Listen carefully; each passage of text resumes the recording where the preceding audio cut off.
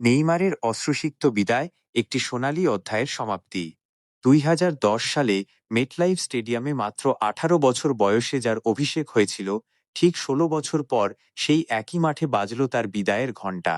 Round of ১৬ এ নরওয়ের কাছে ২-১ গোলে হেরে সেলেসাউদের বিশ্বকাপ যাত্রা থমকে যাওয়ার সাথে সাথেই নেইমার জুনিয়র ব্রাজিলের জার্সিতে নিজের ক্যারিয়ারের ইতি টানলেন। ম্যাচের যোগ করা সময়ে পেনাল্টি থেকে গোল করলেও রেফারির শেষ বাঁশির সাথে সাথেই অশ্রুসিক্ত চোখে মাঠ ছাড়েন এই ব্রাজিলিয়ান তারকা। ব্রাজিলের গ্লোভো টিভিকে দেয়া সাক্ষাৎকারে নেইমার জানান, এখানেই তার বিশ্বকাপ জয়ের স্বপ্নের সমাপ্তি ঘটল, যেখান থেকে তার যাত্রা শুরু হয়েছিল।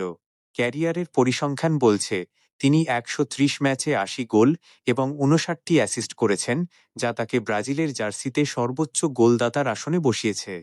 ২০১৩ সালে ফিফা কনফেডারেশনস কাপ এবং ২০১৬ সালের রিও অলিম্পিক ছিল তার আন্তর্জাতিক সাফল্যের অন্যতম অর্জন।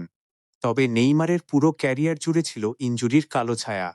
বারবার ফাউলের শিকার হয়ে এবং ইনজুরির কারণে তিনি মাঠের বাইরে থেকেছেন দীর্ঘদিন, যা তাকে ৪টি বিশ্বকাপে ট্রফি জেতা থেকে বঞ্চিত করেছে।